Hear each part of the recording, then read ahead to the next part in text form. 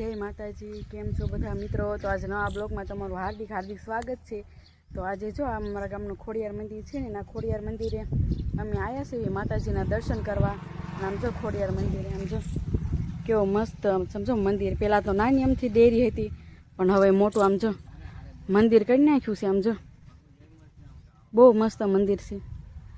જો પાછળ ઓલી આમ જો રૂમ છે, મહેમાન આવે એના માટે રૂમ, રસોડું છે, રૂમની પણ સુવિધા છે અહીંયા।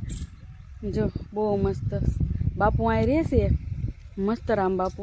તો હાલો હું તમને મસ્તરામ બાપુની મુલાકાત કરાવું, કન્ટિન્યુ બ્લોકમાં બન્યા રહેજો। ફાઇનલી આજ આપણે આવી જ ગયા છે મંદિરે, બાપુની મુલાકાત કરાવું તમને। બાપુની સ્ટોરી બાપુ તમને કહેશે, તેમ સાંભળજો બાપુની સ્ટોરી।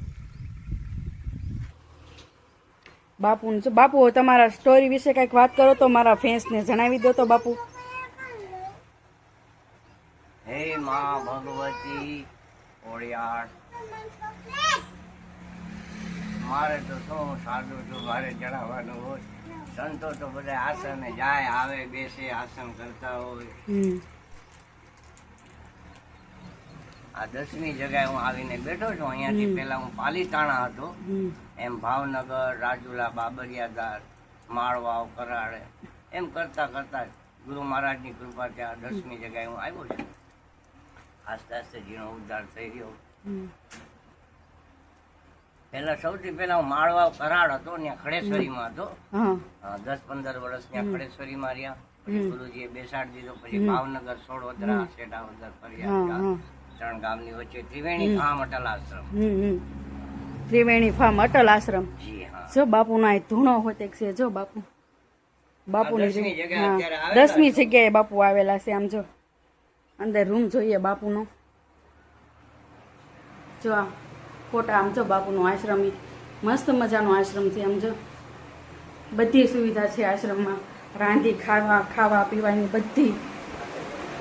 બાપુ હાથે જમવાનું બનાવે છે, બાપુ સુરદાસ છે તોય છતાં હાથે જમવાનું બનાવે છે। બાપુ જો આયા બાપુ સુરદાસ છે તોય છતાં હાથે જમવાનું બનાવે છે। જો ઇલેક્ટ્રિક સગડી, જો હમણાં 1 વર્ષથી મારે 2 ટાઈમ ટિફિન આવે, 24 વર્ષથી હાથે હું જમતા હતા। અત્યારે હવે મને ગામ અમારું ટાઈટમ ગામ બહુ બઢિયા છે, સારી સેવા કરી રહ્યા, બેન દીકરી બધા આવે છે। અને હવે ટિફિન મારે 10 મહિનાથી ટિફિન આવે।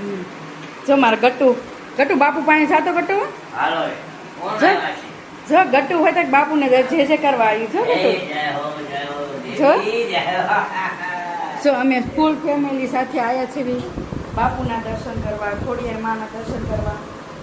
ફૂલ ફેમિલી સાથે આજ આવ્યા છીએ।